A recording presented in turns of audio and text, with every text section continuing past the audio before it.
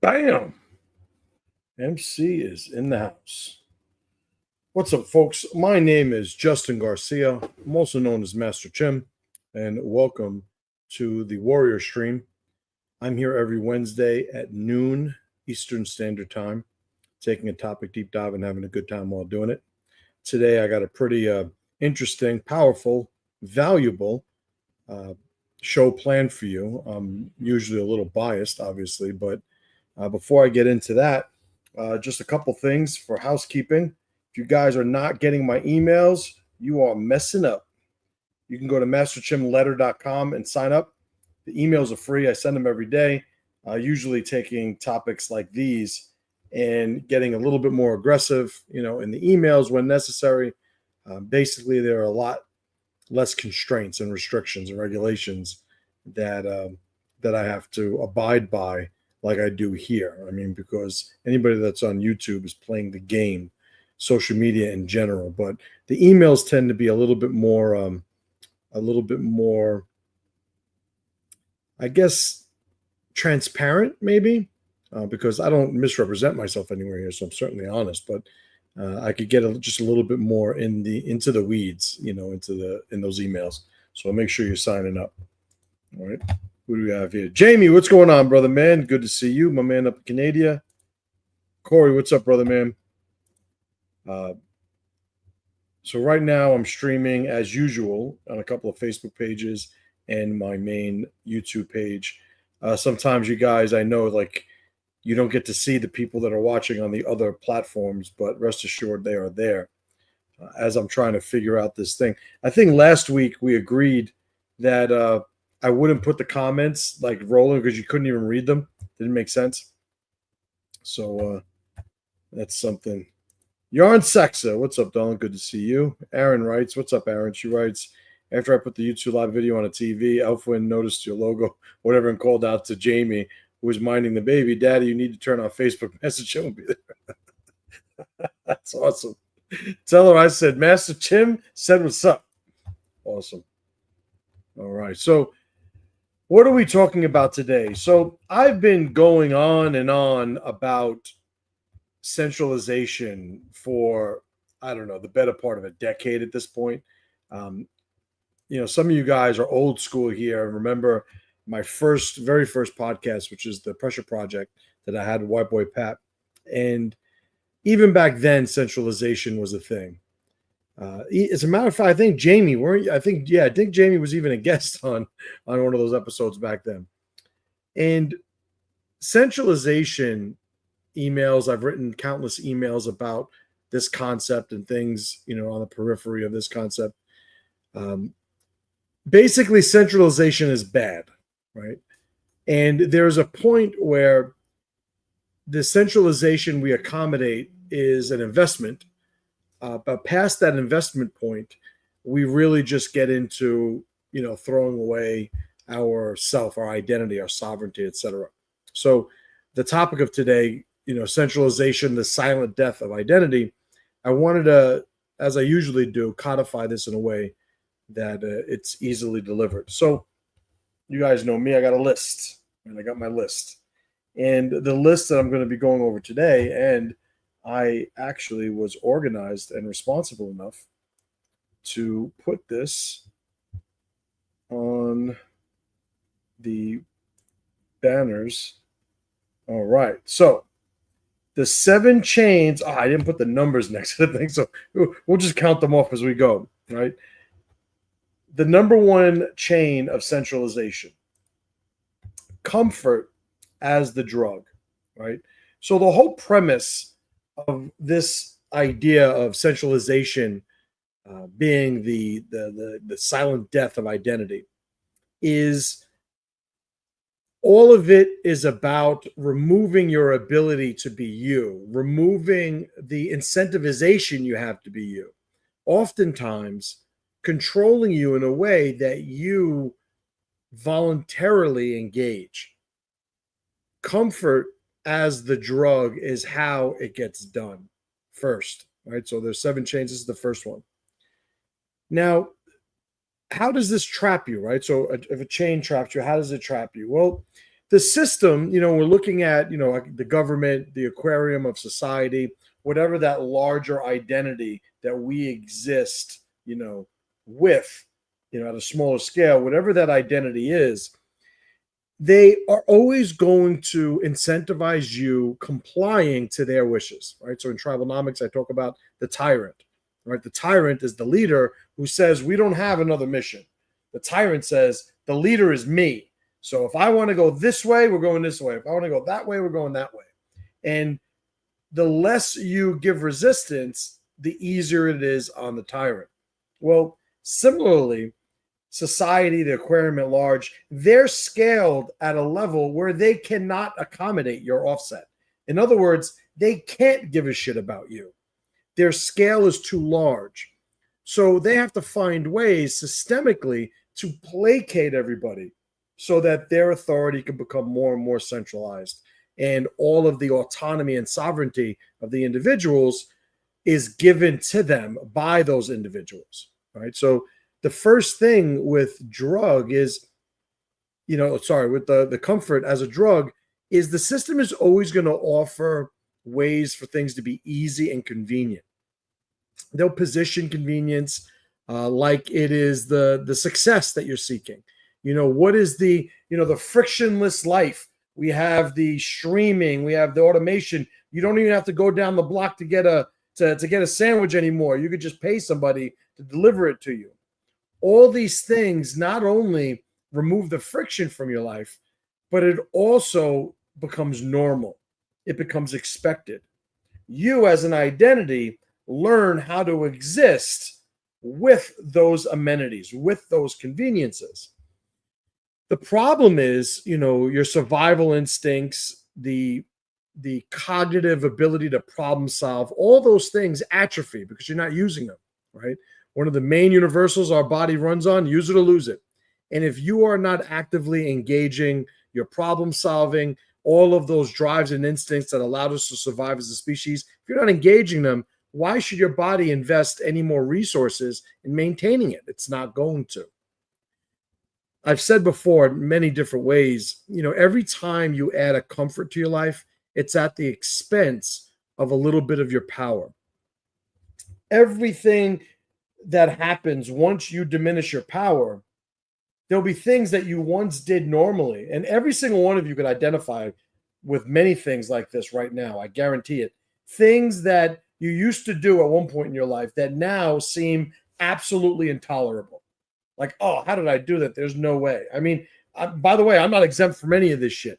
I looked up the other day what the walk was from my childhood home to my junior high school. And it was like 1.9 miles. So I would walk every day, 1.9 miles there, 1.9 miles back.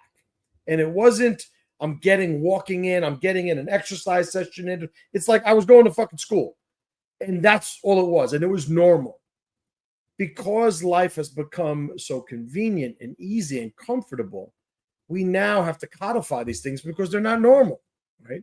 So this is a very, very typical, erosion of an individual's power in the form of comfort.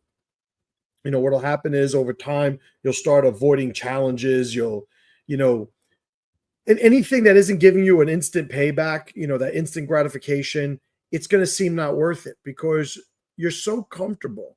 Everything in your environment is removing all of this comfort to the level where you don't have patience. You don't have the ability to wait for something to develop at its own pace. You want it now. Eventually, what will happen is you're going to fear the life without the system. Like how does this actually, drive centralization? Because ultimately, you become so reliant on these comforts that are provided by the system. You get to the point where you don't think you could survive without the system. So the comfort in that sense as a drug is replaced capability, right? So I'm always very, very conscious of the comforts I have in my life. As I sit here in the air-conditioned office, I'll tell you right now, I have like this thing fucks with me. That's why I'm constantly bringing it up. Nobody gives me shit for having air conditioning in my office, but I give myself shit for having air conditioning in my office. Number one, because I don't have it in my house. So right now, my wife and kids are in the house with no air conditioning, and here I am living all high and mighty with my AC. The office that I have, if I don't have the air conditioning in, anything over 80 degrees, this place is filled with fumes. And I've also had equipment damage because of how hot it gets in here. So that's my excuse. I still feel like a bitch saying it out loud, right? But so now what do we do to combat this, right? So if comfort is the drug, is this thing still even there? Yeah. So if we have comfort as our drug, well then how do we solve it? How do we exempt ourselves from the allure, the temptation of this drug? We voluntarily embrace friction. We voluntarily ritualize pressure. The daily rituals that you have now, whether it's training, some people fast, some people, they practice a skill of some sort, lifting weights, whatever it is, all of these things introduce friction, introduce pressure.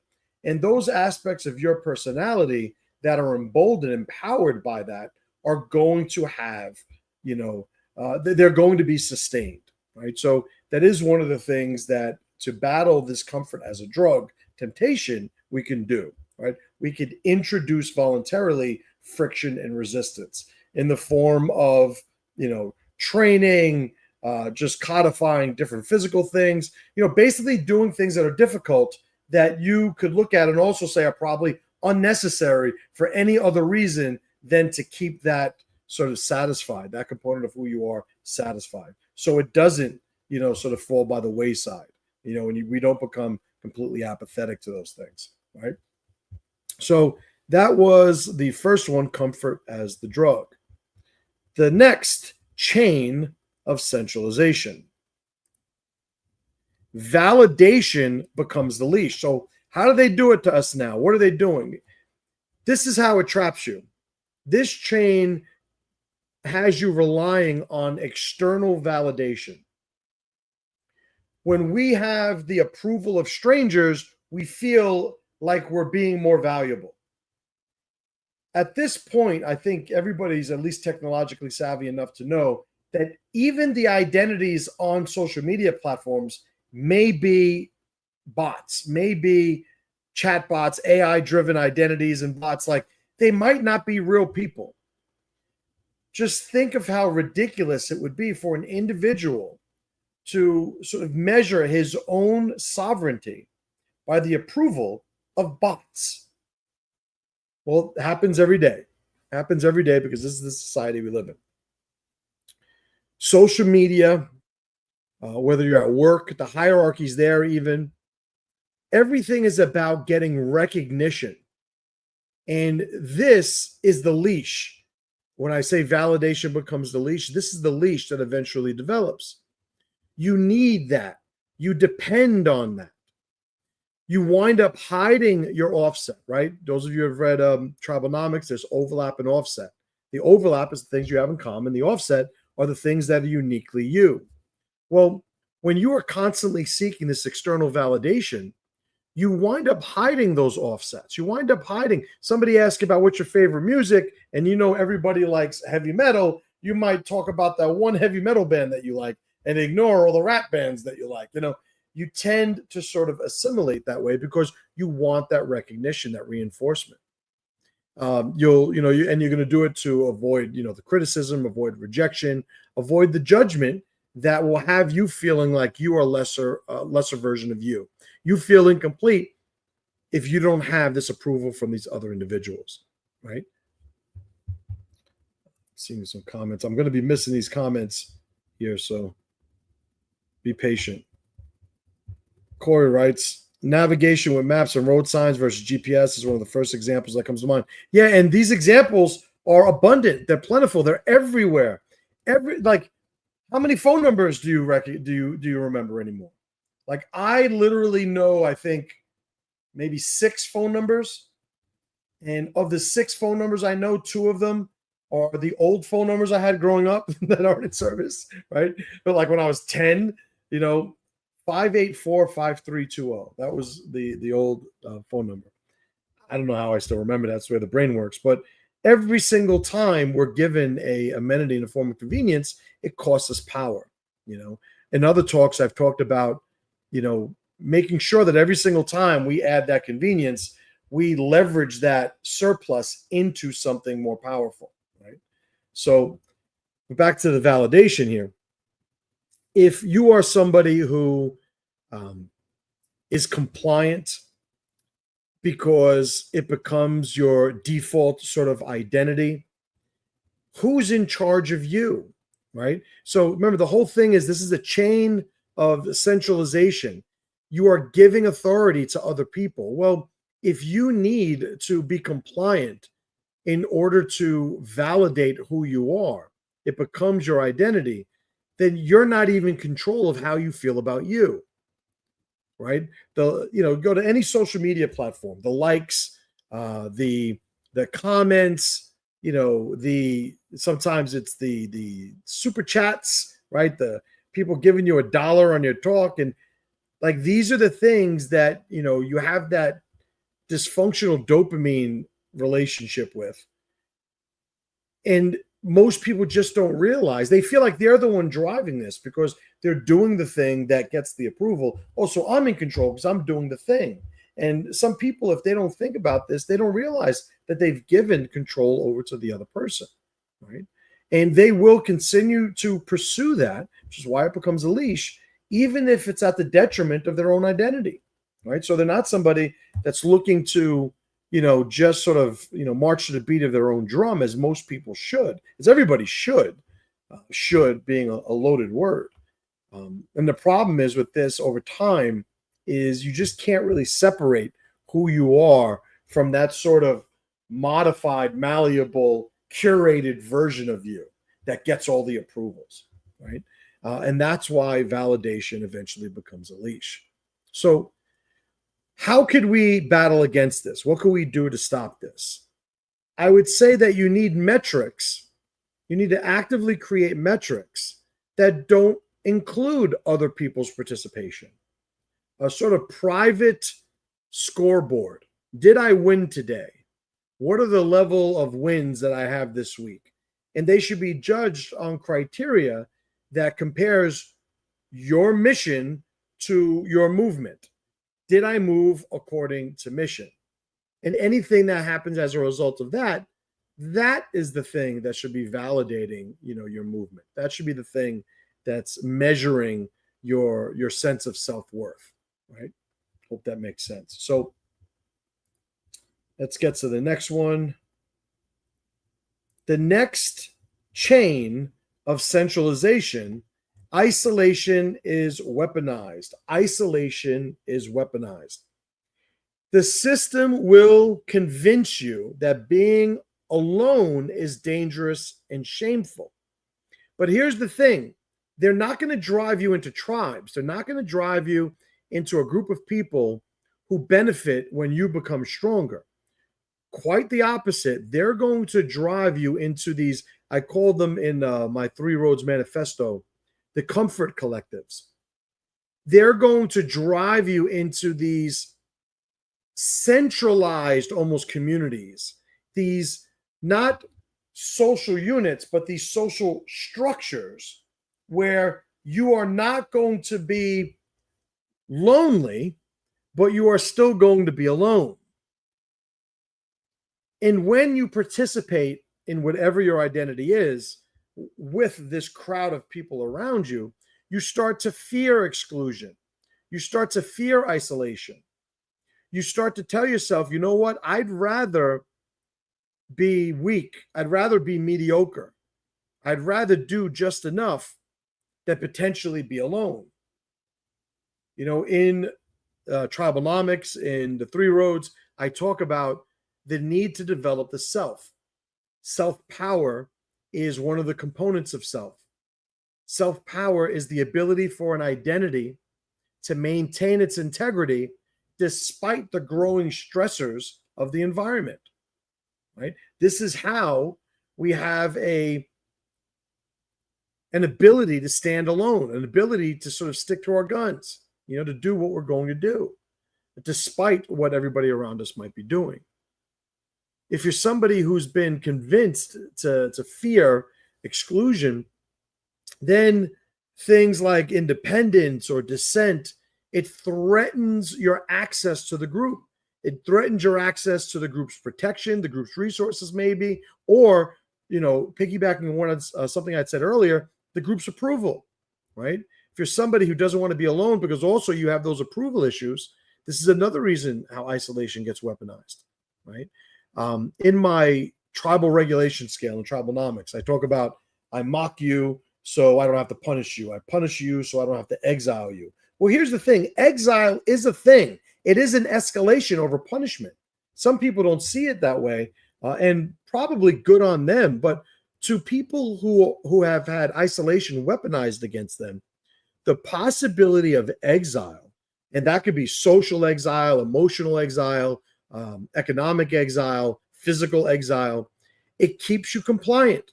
It keeps you in line, right? You don't want the consequence, right? It's not the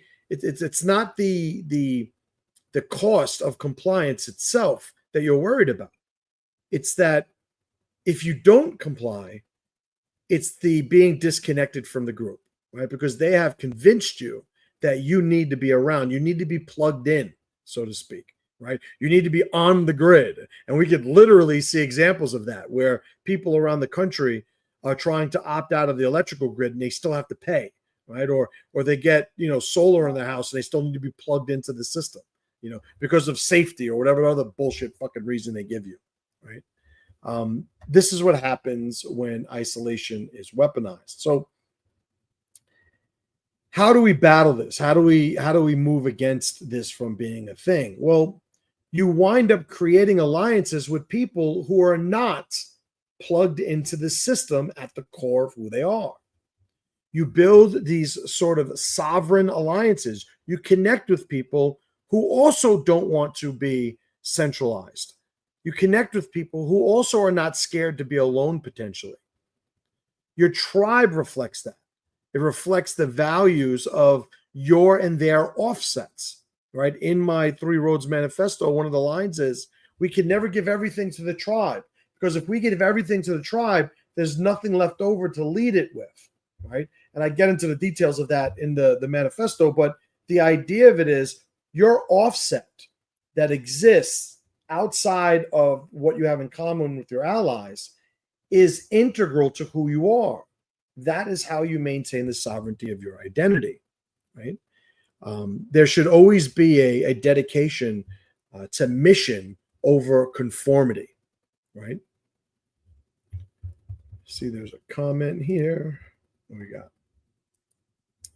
Jamie writes, the difference between punishment and exile is the same as getting spanking from dad and getting kicked out by dad. Big difference. That's right. Absolutely right. I tell you, there's times where I think back to who I was as an adolescent, to my father, and it's like, how did he not throw me out? How did he not throw me out? And the answer is because he gave a fuck about me, because he realized that would have been an escalation. Not that my father, my father, I think, put his hands on me twice growing up. And it was probably 100 times, short of how many times he probably could have. It's like, yeah, he could have hit me here. There, I would have been mad about it. He could have broke a fucking broomstick over my head there. I wouldn't have been mad about it. I was a pain in the ass. But you're right, exile is so much significantly worse than just punishment, right? So let's get to the next one.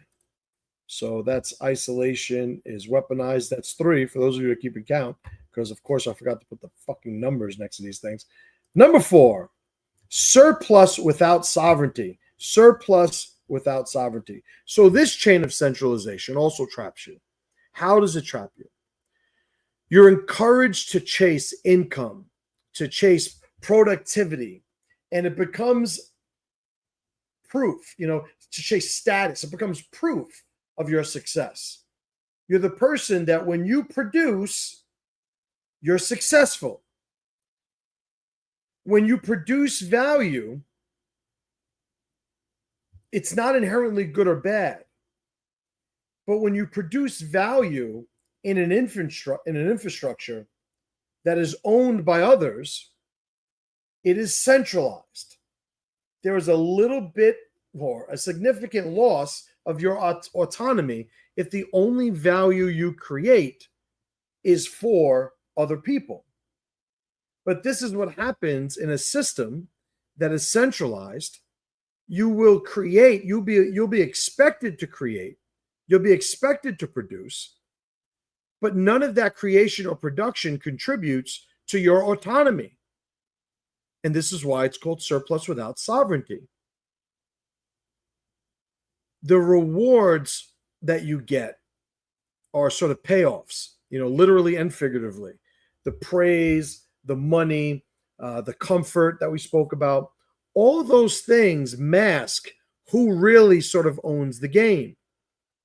This is, if you guys watch Matrix, it's the character Cypher who betrayed, his crew, and he was talking about the steak that he was eating, right? And he's like, I know the steak isn't real, but it's still delicious. And he didn't want to know that he lived in the Matrix. He didn't care. He didn't care that he didn't own his circumstances, right? He didn't own his production, right? The more you succeed when you do this, the more your life is going to depend on that system. I've used the phrase before, not my original, but the golden handcuffs, right? When a guy has a job that it pays too well to quit because he has a whole lifestyle that's financed by this job he can't stand. Called it the golden handcuffs. Well, this is sort of like being trapped in a golden cage. You're unable to walk away without losing everything because this transcends just one job. This encompasses the totality of your production and creation of value. Over time, what winds up happening is you take your sovereignty and you allow it to rot, you allow it to erode in the process of building somebody else's success, building somebody else's legacy, right? The ones who actually own the thing that you're doing, right? So how do we battle against this? How do we make sure that we don't become susceptible and bogged down by this chain of centralization? You own your output. You create value. And I mean, here I am talking about the Three Roads Manifesto. PressureCon, I had an entire system and talk on this very concept. Those videos are available in the Three Roads group. Links in the description. Shameless plug. But listen, it's actually, it makes sense. When you're creating value that's aligned with your identity, you wind up retaining the ability to control the trajectory of your life. I've said before, crassly, as I tend to say things, I reserve the right to tell anybody in my life to go fuck themselves. What do I mean by that? It's not as, oppositional, as it sounds. What I'm saying is I never allow myself to be so beholden to another person that I have to sacrifice who I am in order to stay, functional. You have to own your output. I remember years ago when I was going to open I was going to expand the Jungle Gym, and I had to raise a bunch of money.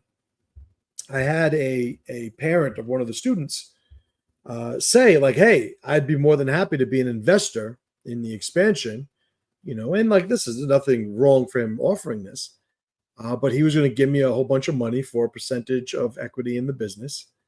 And I remember I was home and I was talking to my pops about it, and I mentioned it to him, like, yeah, this is, and he looked at me and he goes, don't ever give away equity in your fucking business unless you absolutely have to. And I had to think back and go, you know what? You're right. I shouldn't be doing that. I should be a little bit more creative. I have to find another way. I wound up creating another fundraising strategy that was win-win between me and the students, where they could get membership plans prepaid at a huge discount. So I could take that and invest it to the build out. So I had that little bit of pressure, but what my father was telling me right there and what I'm sharing to you is you should own your output. You should look to own your output. It doesn't mean like, listen, if you got a job and you show up to work and you get paid and your job is basically to not get fired and do what they pay you to do, then, you know, this is something that is down the road a little bit for you. It's not something that needs to be exclusive. Owning your output also is having a skill set that allows you the ability to negotiate your circumstances, negotiate your alliances. You know, somebody who has a sort of high level skill set, let's say like right now, 2025, you are a elite level, you know, programmer, computer programmer. Man, you got work, right? There was just a guy that was poached by Zuckerberg to help his AI. And I don't fucking know. I forgot the figure. But this guy was given like $100 million. It's like some deal or contract. They're paying him like $100 million because he's like the AI guy, you know, on the planet, I guess. Well, that's the type of money he has. He's working for somebody else. He'll always be working for somebody else to some extent, but he's getting paid so well, and he has as much autonomy as he wants and needs because of his value. So again, even there, it's creating, you know, if the value is aligned with your identity, you're creating the ability to call your shots, you know, basically.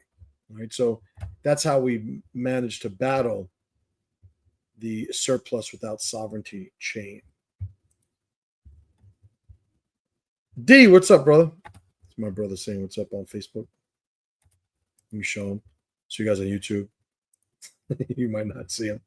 So let's get to the next one. Next one. What number is this? This is 5. We got 7. This is number 5 coming up. The narrative becomes your mind. The narrative becomes your mind.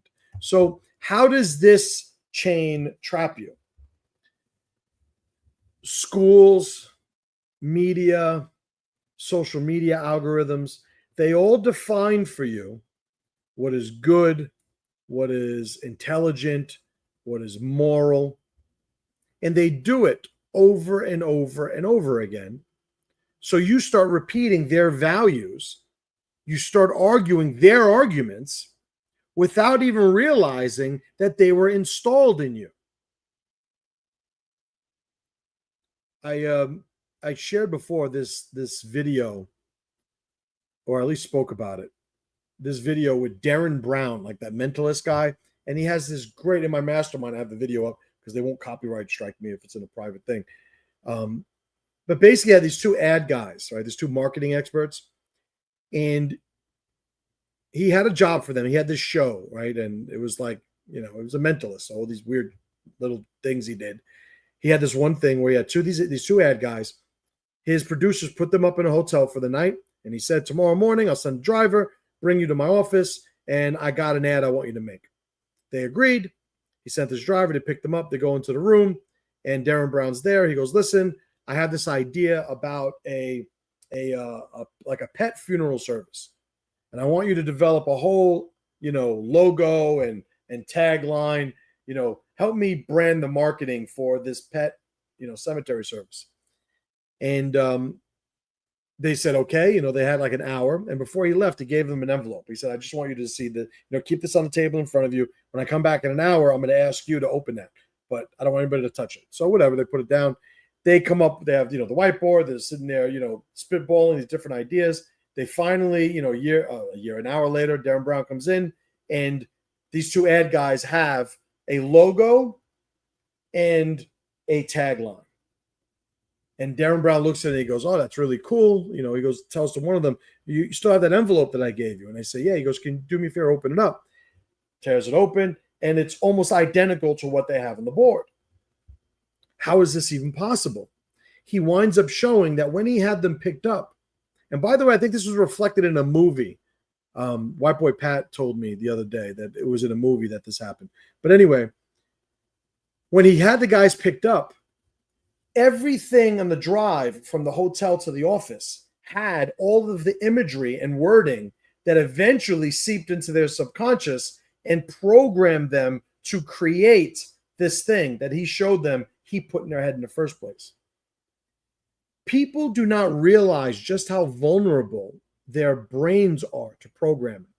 They think because they consciously tell themselves this isn't true when they consume it, that there's not going to be some sort of integration into what they believe to be true. In other words, they could be told a lie, understanding it's a lie, to the point where it becomes normalized enough that they stop resisting it. When this happens, when the narrative becomes your own mind, any dissent in your own brain from the collective it starts to be framed as you being ignorant or immoral or potentially even dangerous. The decisions you make start to reflect the system's priorities rather than your mission. Virtue, right? You start feeling virtuous for living the life that follows the parameters that they told you were supposed to follow. The parameters that they inundated you with through messaging coming from all different angles.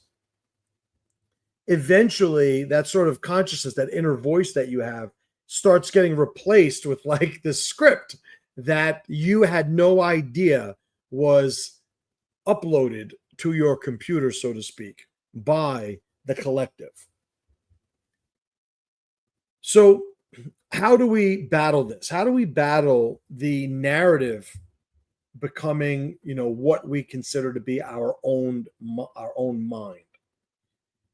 We create and we reclaim our own code. When we have a code, it allows us, and in TRIBALNOMICS and in the Alliance Trivium, I refer to this as the Transcendent Alliance. A code is basically a way to be that exists outside of our mental state. So if you have somebody that, let's say that, you're a vegan. It's always the easy example because it's completely hypothetical with me. You're a vegan. You don't eat animal products. That is part of your code. There's a certain level of peer pressure that you'll be able to withstand because you have this disconnected code, this transcending code that you could orient yourself with. In other words, if somebody's giving you a convincing argument to eat animal products, a burger, you eat a burger, as compelling as their arguments may be, you are going to be able to disconnect from it because you have this transcendent value. Why is it transcendent? What's the value of it being transcendent? It's because it's transcendent, it's out of our reach. It's this thing that's almost, written in pen, etched in stone, so to speak.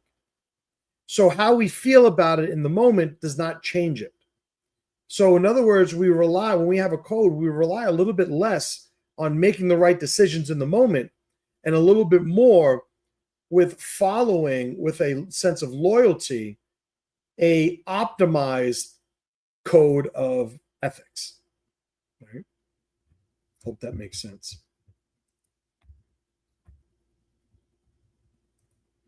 Big Frank the Killer says the narrative becomes your mind equals the Borg collective.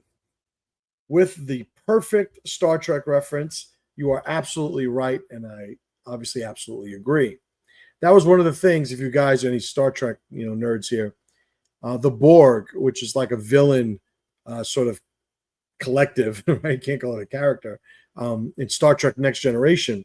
And it was basically all of these consciousnesses, right? All these humans were absorbed into this collective framework, right? Of this mindset. And it became this one mind, the hive mind, sort of speaking. And that's what happens when everybody's following the narrative. Everybody eventually gets absorbed into it. And they identify the narrative as the sort of conclusions that they came up with individually. Right? Jamie says, the Borg equals super commies. That's right. Galactic super commies. Right on. All right. Where are we here? All right, we got two more. So the number 6 chain of centralization.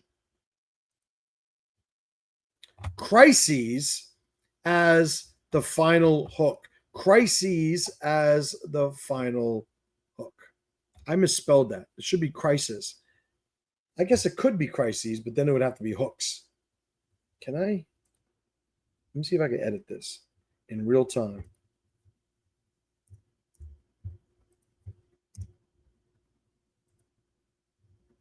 There you go. Look at that. I'm all sorts of fucking technologically savvy. All right. So crisis as the final hook. So what do I mean by that? Think of like a fishing analogy, right? The final hook. How this chain traps you. The system generates and amplifies crisis, right? Or crises. This is where I fucked it up in my head.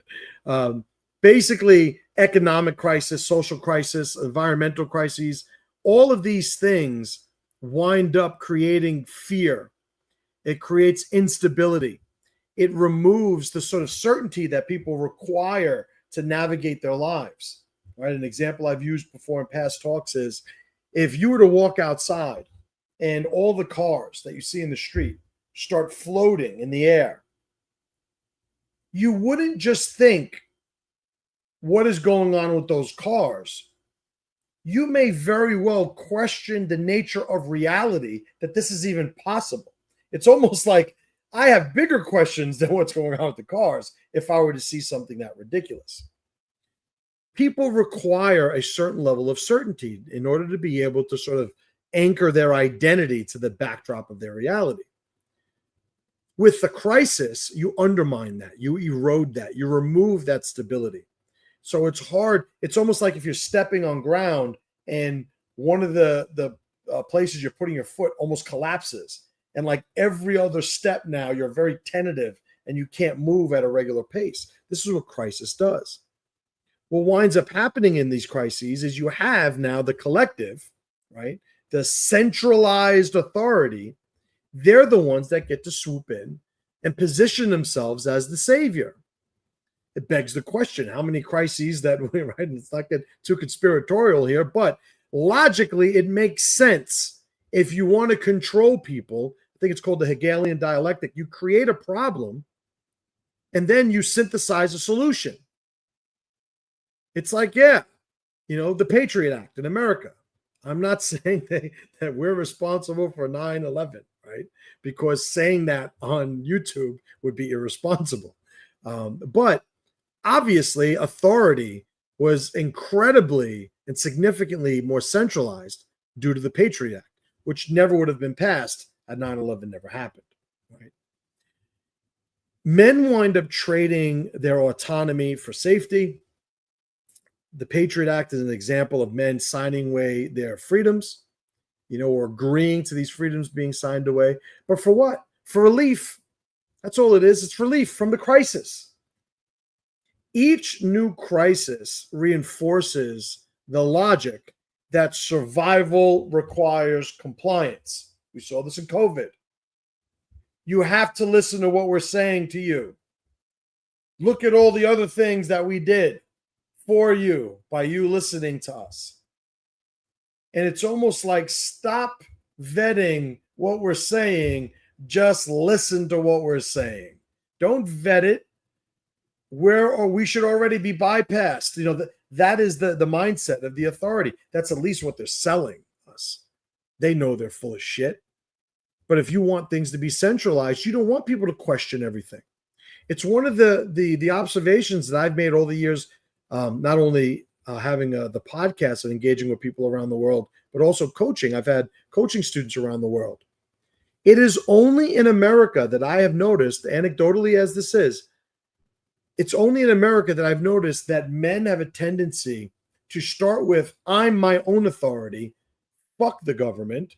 If the government pressures me enough, I'll comply. If the government does something that makes sense, I comply. But it's not allowed to tell me what to do. Now, mind you, that is eroding, as expected, as inevitable, I would say. But that's still something you find predominantly in America. A lot of other countries, they don't even have the wherewithal to question, let alone rebel against the guidelines of the governments.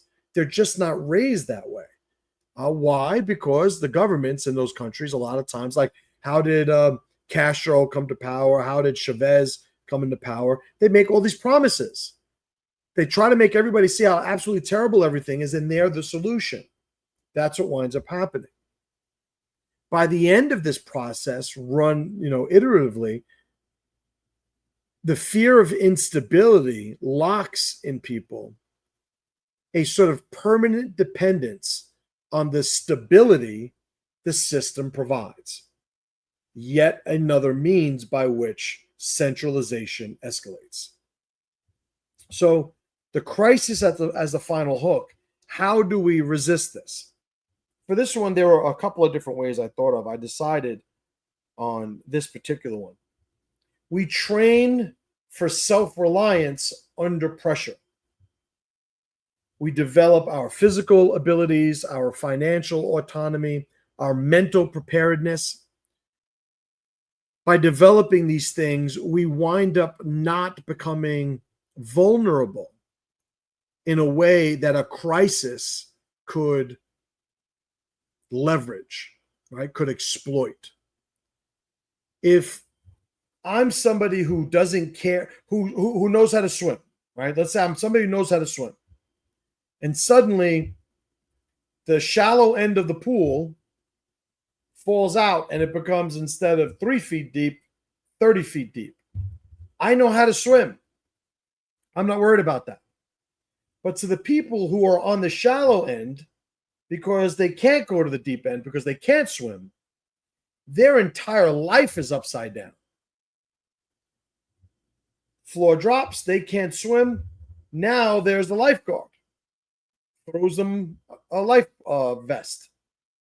What are those? The donuts, right? Throws them the donut, the flotation device. Now the person grabs it. Now the guy says, well, whenever you swim, you should have this with you. That way, if the floor drops, you're good. It's a great way to sell flotation devices, I guess. I don't know where I'm going with this. I think I've made my point a few moments back. But the idea of it is, the more self-reliant you are, the less you look for a savior when a crisis occurs. Because the first thing you do is you tell yourself, I'm going to be fine. I have options. Let me engage my options. As opposed to, oh my God, how could this be happening to me? Somebody help. Why isn't somebody doing something? Right? These are the people that are already hooked, by the authority. They're already lockstep with the concept of centralization, right? They don't want that control. They don't want to have to fix it, right? Comment here. Corey writes, many governments are developing a social credit score system as a way to determine our individual value or merit is completely based on compliance. And here's how it's sold, right? So we talk about, when I say normies, right? This idea of normies. Oh, this guy's a normie. They're a bunch of normies. Like, understand, I'm not saying a weirdo. Quite the opposite. I'm the fucking weirdo. I'm saying, when I say somebody's a normie, I'm literally saying that most people are like them, right? Bell curve distribution, like the bulk of the people are in the middle of that curve. So when I say a normie, I'm saying the majority. Most people, when given the idea or exposed to the idea of a social credit system, if they weren't educated, early on in their relationship with it, you'll get, and you all know people that they're going to hear about that and they go, well, why shouldn't people do it? Why are you going to, if you're not going to be an asshole, what do you care if there's a social credit system? It's the same thing with the Fourth Amendment, legal search and seizure. Telling a cop when he asks you, do you mind if we just check around, make sure there's nothing illegal here? It's like, no, you can't touch my shit. Like, get the fuck out of here. Why? Because this is how they have you give up a little bit of your autonomy. And this particular one could be sold easily on the whole notion of, well, if you got nothing to hide, if you're not going to act like an asshole, like, those are the things that happen, right? And very logically so. It's not so far-fetched that normies are going to agree to just comply because there's nothing wrong with them. And they've built their identity on other people agreeing that there's nothing wrong with them. They don't know how to stand alone. Obviously, there's a lot of overlap between these 7 chains that I've described, right? So here we go, the last one. This is number 7. The incremental death of self. The incremental death of self. So this chain, how does it trap you?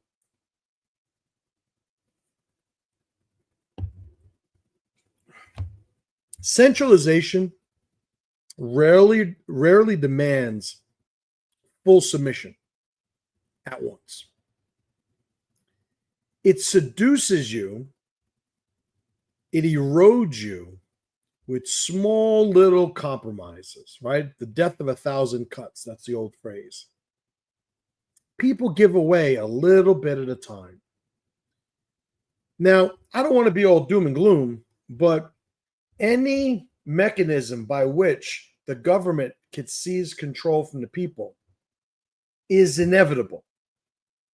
And because as the government gains more control, there are more sort of chinks in the armor of people's autonomies, it's inevitable that we will drive towards an authoritative government.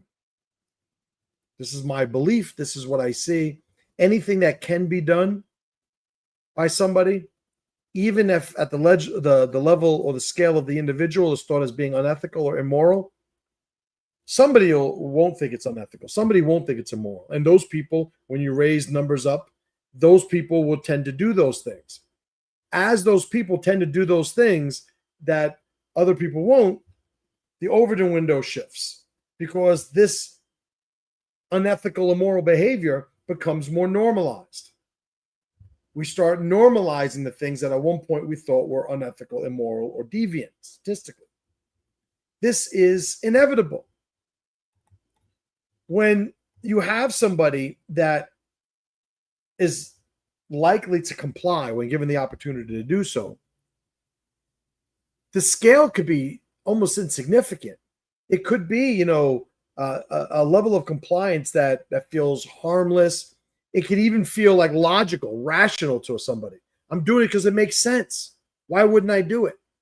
I don't have anything to hide. In this one instance, you tell the cops that, hey, you could check my car, and nothing happens.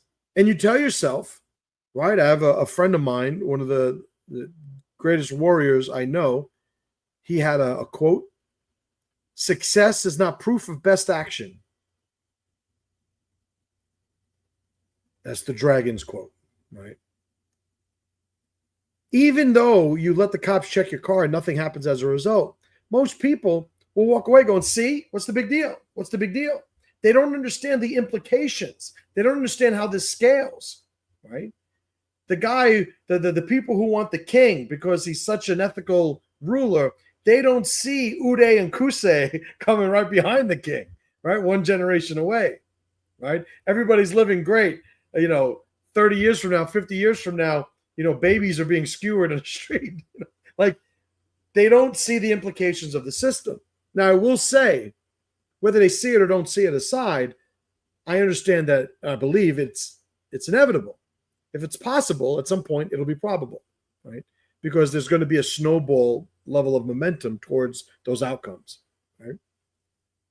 The small concessions that people make, this is the incremental death of self. Those small little concessions people make every day, they accumulate. They gradually, as I mentioned before, they normalize the obedience. It's like, what's the big deal, right? 10 years ago, 12 years ago, however long it was, I wrote an article called the "What's the Big Deal" philosophy. And it was about this approach to life that most people will have. People could say, oh, right or wrong, you got to do right or wrong. No, it is not right or wrong. It's just the wrong way for us to label things, and there are reasons why some people do it that I'm not going to get into. It's not part of this topic today. But there's normal and there's abnormal, right? There's normal and deviant. But these are all labels that we put at large scales of people. None of these things have to do with the decisions that you as an individual is making on a day-to-day basis, a moment-to-moment basis. When you have this effect of compliance incrementally killing the self, resisting starts to feel more costly. It starts to feel more inconvenient. You start to have more of a social consequence for, following your own identity, to say it generally. Over time, the man who once had a clear identity, he's a cog in a machine. He performs a role that the system designed and put him in. At some point, I would say it doesn't always happen, but at some point, some individuals are going to wake up and they're going to go, what the fuck? I don't want anything to do with this. The problem is, for most people, when they do that, their self is gone. Everything is now, in the manifesto, there's a phrase called the shell, right? An archetype. It's called the failure archetype, called the shell. And in the manifesto, I describe this as somebody who creates value because of what it means to the people around him, but it doesn't overlap with who he is at his core. And eventually that core erodes. So the outside becomes stronger because of the compliance, but the inside erodes. He winds up as a shell, right? That's the archetype. And that's what winds up happening with somebody who, just slowly allows himself to fall by the wayside. He's still functional. He's still paying the rent. He's still going to the movies. He's still bringing his kids to Disney World, right? He still has the new car. He has the latest cable package. He has all those things, but inside he's hollow. How do we battle against this, right? So how do we, what's the solution to not succumbing to this chain of centralization? We enforce a personal line in the sand. We tell ourselves nothing past this. I've written articles about this on the Mastermind, threeroadsgroup.com. If you guys aren't in there, and you like my stuff, what the fuck are you doing with your life? Anyway, you have this line in the sand. You audit and you reverse your compromises. Compromises are the little debts, right? They're the ones that get you over time. You audit them. You reverse them. You rebuild the rituals. You do the things that I had mentioned before. You start doing difficult things. You start putting yourself through pressure, through stress, right? Through resistance, through friction. But you do it intentionally in a way that's congruent with your identity. You reassert your body's relationship with your life. One of the things I spoke about in the talk during PressureCon was, at the beginning of the weekend, I told everybody there, I said, listen, we're going to go over some stuff that's, it's going to rub you the wrong way. It's not going to be comfortable to hear. You're going to have this sort of emotional pushback against it. And what I'm telling you is that I need you to understand it's not your mind and your body. Your mind is of your body. And I told them a lot of the resistance they have to sort of powerful directions or powerful corrections is this mental picture. And so much of that is controlled by our bodies, right? It is disputed that we could meditate sickness away, or any sickness that was created through physical means, not mental means, right? So if you stress yourself out with a story and you meditate and eliminate the story, you'll remove the stress. But you break your arm, you're not going to meditate and that arm be mended. However, the mental problems that you have been shown to be improved by physical movement. Anybody that tells me that they're in a depressive state, they're depressed, or they describe themselves as going through, emotions or mental states that I think resemble depressive states, one of the first things I'm going to ask them is, how much sleep are you getting? How much movement are you doing? Are you exercising? What resistance is your body engaging on a regular basis, because that's the machine that will eventually corral the mind into place. But when you have an individual that separated himself from those rituals, he is looking externally for something to take care of him. So the incremental death of self could be solved, avoided, by enforcing that personal line in the sand when an individual says enough is enough. Got a couple of more comments here. So Aaron says, it's not all that much until it's a lot. Jamie, no pain, no gain. I agree with both of those statements. Corey, a modern strategy to force compliance is to deny you access to services unless you agree to extensive terms of services every step of the way. Yeah, I mean, every day we're agreeing to terms of services because it's like, all right. Because in the back of our mind, we're almost like, well, somebody's lawyer looked at this, right? There's some rich guy that's using this. His lawyer will take care of it. And there are, plenty of instances where individuals are completely exploited and taken advantage of because of permissions they gave to a bad actor. Just the way it works, right? Just the way it works. All right, guys. Holy shit, we went an hour. Man, this was good. I appreciate you guys hanging out with me. This is a good talk. I put down what I wanted to. Hopefully, you guys picked it up when I did. But you guys know I'm here every Wednesday, noon Eastern Standard Time. If you guys are not getting the emails, get the emails. Those gentlemen that are watching this and getting something out of my work, I don't know why you're not in the Three Roads group. It's $47 a month. If you don't have $47 a month, well, yeah, there's one fucking reason. But everything that I go over here is not even scratching the surface of what I do inside, that group. The link's in the description. You can go to threeroadsgroup.com and stay there for a month. You don't like it, I'll give you $47 back, right? You get access to all the videos. You get access to the latest PressureCon videos that I just put up. They're not being sold outside of the group, so you got to be a member of the group to see it, but you could see it. I mean, you can literally join the group, download the stuff, and then cancel. Like, I don't give a fuck, right? I don't care. But I just wanna keep doing my work and keep it moving. I appreciate you guys. I'll see you guys next week.